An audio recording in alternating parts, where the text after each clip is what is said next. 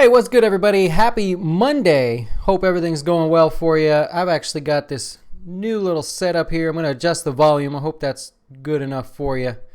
We'll bring it down a little bit. Hey, happy Monday. Not for the markets. The stock market was down today. Before we get into that, just a little bit of, housekeeping. Wine and Wealth, if you're a client of Jazz Wealth, this Thursday at 7:30 p.m., Wine and Wealth, we're going to go over Nasdaq. I'm going to show you specific features of the budgeting portion. I know a lot of you are asking about budgets. You want help with your budgeting, and you really just want a guy to keep an eye on it and sort of yell at you when you do the wrong thing. I'm happy to do that. I'm going to show you how to do that. We'll keep it really short. I promise not to drink too much. It'll be a nice Australian Shiraz this week, so that's what we'll do. And then we're going to keep these things going so that we can keep you on the right financial path, because remember, you're a Jazz Wealth client. So what we do is we help you with your retirement investments, but that's the long term. Want to make sure in the short term you're doing the right thing as well. So helping with budgets this week, Wine and Wealth. I'll be sending another email out. Hopefully is that going to go out later? Tonight? Okay, so we're going to do it tomorrow. It'll go out in the morning, so be on the lookout for that. That's your second email for Wine and Wealth. Have the link for you to join in there. Loving that. Also, if you're not a client of Jazz Wealth and you just want some help, you want a class, a free class, we put it up on the screen for you. Thursday, March 29th, right in the middle of spring break. That was smart. 7 p.m. and 9 p.m. we're going to be doing a class. I'm going to show you the difference $1 makes for retirement. You're going to be shocked. I'm going to have you saying one number in your head as you fall asleep every single night, or before you decide to go out to eat one extra time or say that you can invest for retirement. I'm going to show you really kind of a cool study. That'll be short as well. We'll keep all of these very short, but that'll be live Thursday, March 29th, 7 to 9 p.m. I put it up on the screen there for you as well. Webinar.jazzwealth.com is where you go to register. Tonight on the podcast, we're going to ask a question. Why does everyone want you to budget your money? What does it matter if you budget your money, if you don't budget your money, if you spend it well or not well? Who cares? Why does everybody else actually care whether you budget your money or not? And as I say that, True Financials guy, I've been meaning to talk to you. Talk about someone that's very good budgeting their money, actually. Mr. True Financials, you should check out his channel. He does budgeting live right in front of you. That's pretty cool. But the question on the podcast tonight is, why? Why do people care if you budget your money? Maybe you don't care. So I'm going to do that, and I'm going to give you 4 tips to better budget your money. Looking forward to that. That'll be on our podcast. Look up The Doe Show on iTunes or Spreaker. Lastly, if you're a client of Jazz Wealth and you're making lump sum contributions, please let me know to market for 2017 if you haven't already done so. We want to get all your contributions into 2017 while the IRS will still allow you to do that. Don't forget, I'm calling you guys, every one of you that are making contributions, I am physically calling you guys to ask if you want to market for 2017. Take advantage of that. Now, let's talk about the stock markets today, because the stock markets were down quite a bit. A very rough start to the week. Do you care? That's the question. Should you do anything? Should you adjust? Should you panic? Should you run away? What should you do? And the answer to me is absolutely nothing. I could care less that the stock market was down today, because A, if you're one of our clients, then I know that you have almost a lifetime until you retire. So the markets could collapse, then rally again, then collapse, then rally again before you retire. So today, or what the market's been doing lately, matters not at all. The other part that I want you to keep in mind is a simple stat, and I want you to tell yourself this when times get a little tough. The market's not really tough right now, it's just maybe they will, but I want you to tell yourself this. The stock market has recovered from every market decline in history 100% of the time, which means today will be recovered. Maybe not tomorrow, maybe it takes a week, maybe it takes a month, I don't know, but it will recover. So if you have to play the odds, statistically speaking, 100% of the time, we will recover what we just lost today. So if you have a long time until retirement, it doesn't matter. Today means nothing. The headlines, they mean nothing. If you're very close to retirement, well, we've already had that conversation. I've spoken to every one of my clients that are within 5 years to retirement. We've made appropriate adjustments. So even then, you probably don't have much to worry about. Just keep that in mind. It's kind of like me and my daughter were watching you guys remember Fear Factor? So leave a comment below if you remember Fear Factor. If you're watching live, let me know. It's a TV show where they try to scare you into stunts. And if you can make it through the final stunt, then you get $50,000 or something. And last night, one of them was, it was a rerun, but it was where you had to go in this room. It was a dark room. There were alligators in the room, and they could see you, of course, because they can see in the dark. But you had to go sift with your hands through the room and find these keys. And when you found the key, you had to find a door and then unlock the door to get out. Meanwhile, there were alligators all around you. And my daughter was saying, nope, no, I'm not doing that. There's not a chance. But my thought was, those gators have obviously been held by humans for years. They probably just fed them, because you can't have someone getting eaten alive on Fear Factor. That would have made like global news. It would never, ever happen. So in my mind, I took the fear out. Now, I'm still not getting in this room with these gators. Absolutely not. I'm not taking the chance. But as a contestant, if for some reason I found myself on this show and they said, you have to go into this room and deal with these gators, I'd have done it, right? Because in my mind, you can't hurt me. This show doesn't exist if people get really, really badly hurt or killed. Or Disney World, when you go to the Haunted Mansion in Disney World and the kids are going in screaming, right? As a kid, I used to look at that and go, I see everybody coming out of the ride. They all look fine. So why am I scared to go in the ride, knowing I'm just going to be over there in a minute coming out of the ride? Well, think about that with the stock market.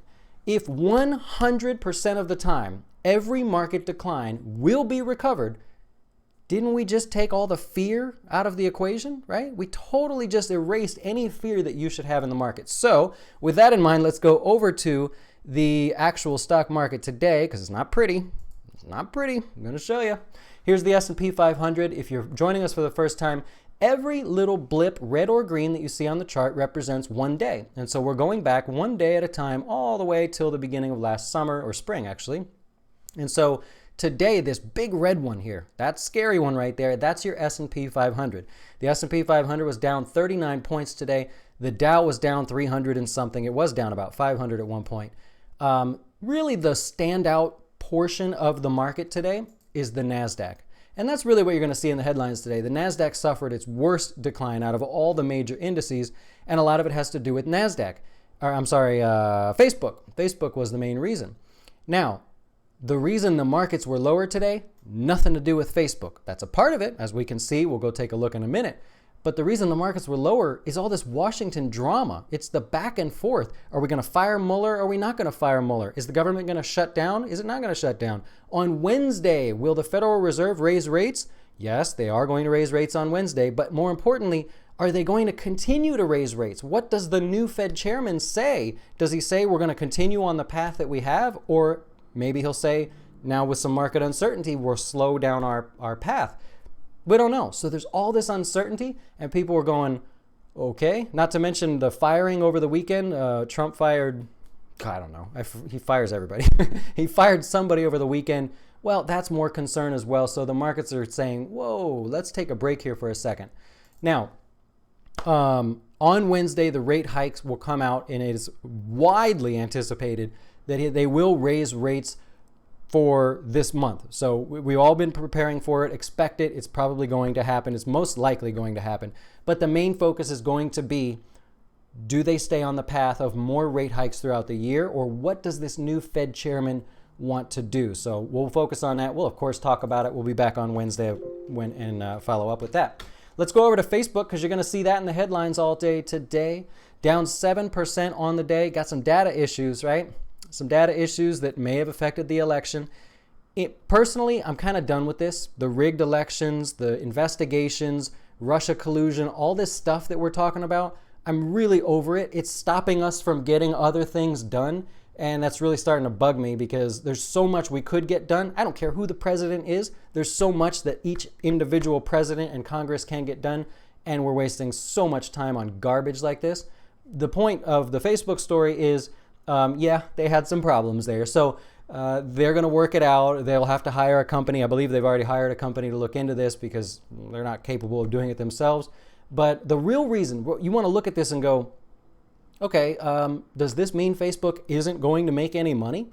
Does this mean that all of a sudden, because of one thing that happened like a year and a half ago, almost 2 years now, that all of a sudden Facebook's not a profitable company. And so you look at the stock and you go, whoa, maybe investors think that Facebook is no longer a profitable company.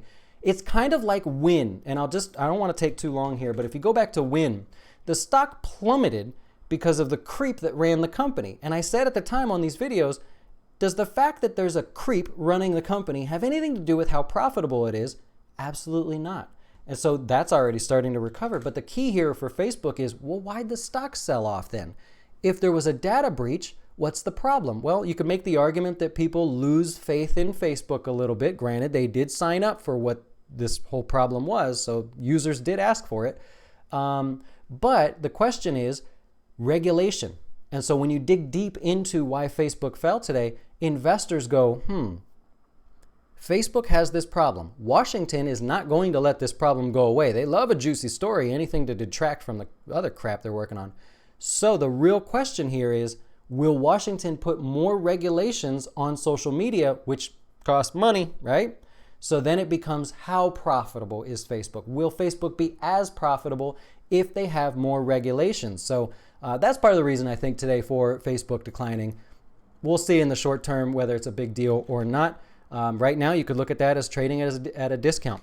Let's go over to Apple real quick. Apple has decided to take some of their screens and on the iPhones. They want to see if they can make them themselves, develop them themselves, and implement them into the manufacturing process, which, is that good news? It sounds like they're importing some of the manufacturing for their phones, but the real question from investors, again, stems to money. Okay, Apple, you're going to make the screens now? That's pretty cool. You're going to make them in California? That's pretty cool. Supposedly in a secret warehouse. Obviously not that secret if I know about it, but so that's fine. Investors go, wait a minute though. Are you going to be able to make these screens, produce them, do the R&D cheaper than the company you're already using? That's a concern. And anytime there's a little concern, investors tend to take a little money off the table, walk away for a little bit. So that's what you see with Apple as far as that goes. Macys, I don't know. This one popped up as one of the leaders today, up almost 1.5%. Macys, more good news it looks like. They are... They're adding mobile checkout to their stores and augmented reality. That's pretty cool. So if you're going to buy some furniture, basically they're saying you could take a picture of your living room, import our furniture, see what it looks like and everything before you buy it. That shows that Macys really is here to fight. They're trying. So investors like that today. That did pretty good. Pretty cool. As for investments, if you're looking through your portfolio today, tech is going to be the weakest one. We've already talked about that. Any exposure that you have to technology, strong hit there.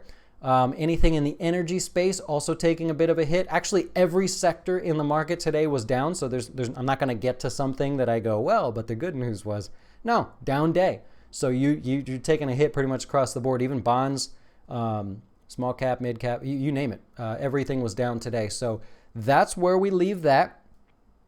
And that's about it.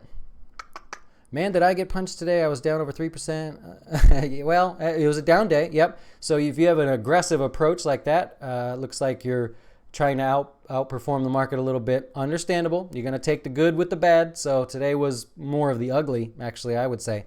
Anyways, I'm going to wrap it up here. I try not to make these too long for you. Just remember, Wine and Wealth on Thursday, the webinar if you're interested. Thursday, March 29th. It's open for everybody at 7 and 9 p.m. Eastern Time. Podcast tonight, why should you budget your money? Why do people want you to budget your money? We'll explain that. A pretty cool argument there. If you're making contributions, lump sum contributions to your account, please let me know so I can adjust those to 2017.